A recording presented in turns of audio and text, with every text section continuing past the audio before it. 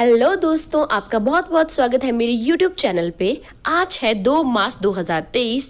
चलिए शुरू करते हैं आज का करंट अफेयर का सेशन।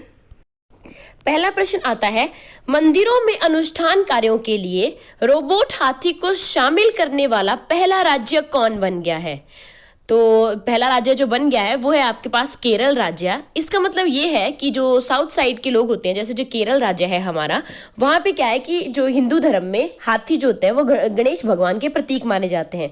तो केरल राज्य में क्या होता था कि जब भी कोई पूजा पाठ या कोई धार्मिक कार्य होते थे तो वहाँ पे क्या करते थे कि हाथी की पूजा होती थी, रियल हाथी की पूजा होती थी। लेकिन कई जगहों पर ऐसा देखा गया कि वो हाथी अचानक भड़क जाते थे, जिसकी वजह से जो है वो बहुत ज्यादा काफी जान माल की हानि हो जाती थी। तो इसीलिए जो है वो केरल राज्य की सरकार ने यह फैसला किया है कि अब रियल हाथी की जगह सिर्फ रोबोट हाथी जो है वहां पे पूजा पाठ में इस्तेमाल किए जाएंगे, ताकि किसी तरह की जो है जान माल की नुकसान ना हो। तो आपको अगर हाथी से आप ये बातें भी याद रख सकते हो, एक प्रोजेक्ट हाथी जो है वो 1992 में चलाया गया था। ये प्रोजेक्ट क्यों चलाए जाते हैं? हाथी प्रोजेक्ट इसलिए चलाया गया था ताकि हाथियों के संरक्षण हेतु ये प्रोजेक्ट चलाए जाते हैं, ताकि आपके हाथियों की जो संख्या जो है वो दिन प्रतिदिन घटती जा रही है वो ना घटे, लोगों को हाथियों के बारे में जागरूक करवाना। तो इसी तरह से आपका प्रोजेक्ट टाइगर है, वेरी इंपॉर्टेंट, बहुत बार पूछा जाता है एग्जाम में कि प्रोजेक्ट टाइगर जो है वो कब चलाया गया था। तो वो आपके पास 1973 में चलाया गया था।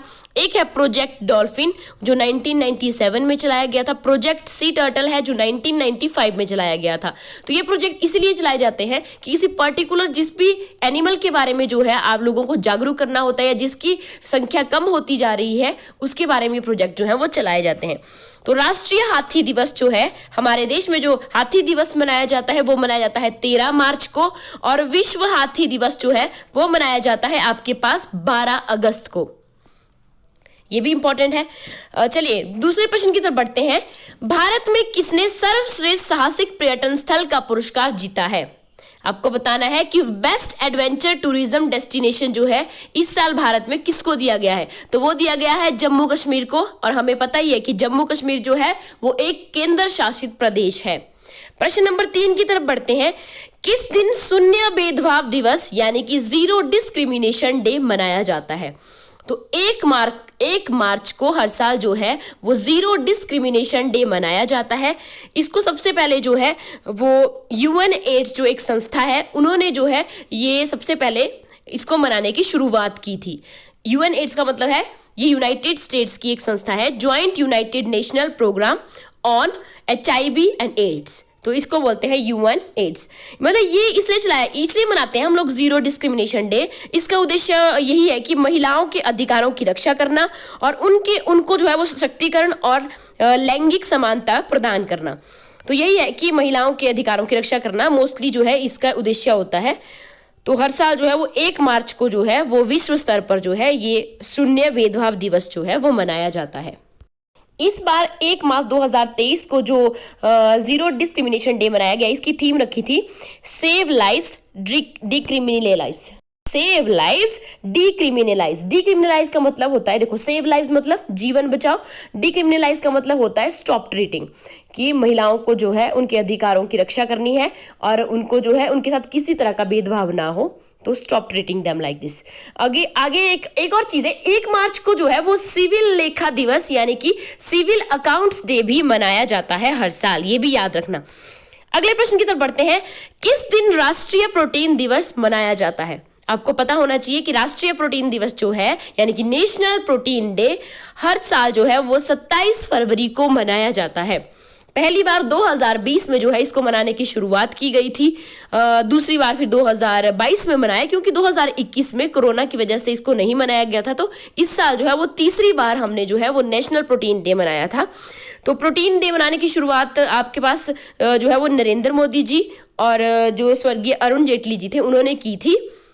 तो उनको जो है प्रोटीन क्रांति का जनक भी कहा जाता है। तो इस साल जो प्रोटीन डे की जो थीम रखी थी वो थी प्रोटीन एक्सेसिबिलिटी और easy access to protein for all, ये कह सकते हो आप। तो प्रोटीन डे किसने मनाया जाता है? नाम से पता चल रहा है कि लोगों को अवेयर करना है, लोगों को प्रोटीन की क्यों जरूरत है उसके बारे में जागरूक करना है। अगले प्रश्न की तरफ बढ़ते हैं। मसाला बोर्ड की 36वीं वर्षगांठ का आयोजन किस राज्य में किया गया है? तो इतना तो पता होगा आप लोगों को कि भारत में एक मसाला बोर्ड भी है, भारतीय मसाला बोर्ड, जिसकी स्थापना 1987 में हुई थी। इसका मुख्यालय केरल में है और केरल राज्य में ही जो है इस बार इसकी 36वीं वर्षगांठ का आयोजन किया गया है। मसाला, ये जो भारतीय मसाला बोर्ड है क्यों बनाया होता है? जितने भी मसाले, हम लोग अब भारतीय हैं, हम तो बिना मसालों के खाना खाते नहीं है, हमें तो हर चीज में मसाले ही चाहिए होते हैं। तो मसालों की गुणवत्ता की जांच करना, बेहतर से बेहतर क्वालिटी लेके आना, ताकि आपके देश से, यानी कि हमारे देश से जो है बाहर के देशों में भी निर्यात होते हैं मसाले। तो भारत जो है सबसे बड़ा मसाला उत्पादक देश है। तो इसकी जो 36वीं वर्षगांठ है वो मनाई जा रही है केरल राज्य में। अगले प्रश्न की तरफ बढ़ते हैं। हाल ही में पेप्सी ने किसे अपना नया ब्रांड एम्बेसडर बनाया है? तो जो पेप्सी कंपनी है उसने अपना नया ब्रांड एम्बेसडर जो है वो रणवीर सिंह को बनाया है।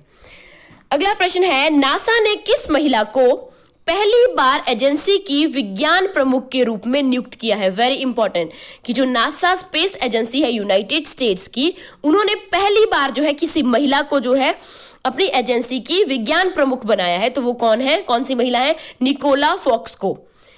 पता है नासा जो है वो दुनिया की नंबर 1 स्पेस एजेंसी है और नासा का मतलब है national aeronautics and space administration, जो कि यूनाइटेड स्टेट में है। अगर बात करें कि भारत की जो स्पेस एजेंसी है वो कौन सी है, तो कौन सी है? भारत की जो स्पेस एजेंसी है वो है ISRO, Indian Space Research Organisation. चलिए अगले प्रश्न की तरफ बढ़ते हैं। पहली ESOP योजना की घोषणा किसने की थी? तो आपके पास जो पहली ESOP की योजना की घोषणा की थी वो पिलग्रिम ने की थी। ESOP का मतलब है एम्प्लॉय स्टॉक ओनरशिप प्लान। इस योजना के तहत ये होता है कि यह एक कर्मचारी लाभ योजना होती है जो कर्मचारियों को स्टॉक के शेयरों के रूप में कंपनी में जो है वो इंटरेस्ट या ओनरशिप देती है। कर्मचारियों को जो है इसमें कई तरह की सुविधाएं जो है वो दी जाती हैं। अगले प्रश्न की तरफ बढ़ते हैं। प्रश्न नंबर 9 है, विश्व नागरिक सुरक्षा दिवस कब मनाया जाता है? यानी कि वर्ल्ड सिविल डिफेंस डे आपके पास कब मनाया जाता है? 1 मार्च को मनाया जाता है। इसकी शुरुआत जो है वो ISDO ने 1990 में शुरुआत की थी इसको मनाने की। ISDO का मतलब है इंटरनेशनल सिविल डिफेंस ऑर्गेनाइजेशन। उन्होंने जो है पहली बार विश्व नागरिक सुरक्षा दिवस मनाने की जो है वो घोषणा की थी। अगला प्रश्न है, हाल ही में हिमाचल प्रदेश सरकार ने किस जिले को पर्यटन राजधानी बनाने का निर्णय लिया है? तो हिमाचल प्रदेश सरकार ने जो है वो कांगड़ा जिले को पर्यटन राजधानी बनाने का निर्णय लिया है। तो अगर आपको मेरी वीडियो पसंद आई हो तो वीडियो को लाइक कीजिए, चैनल को सब्सक्राइब कीजिए। Thank you.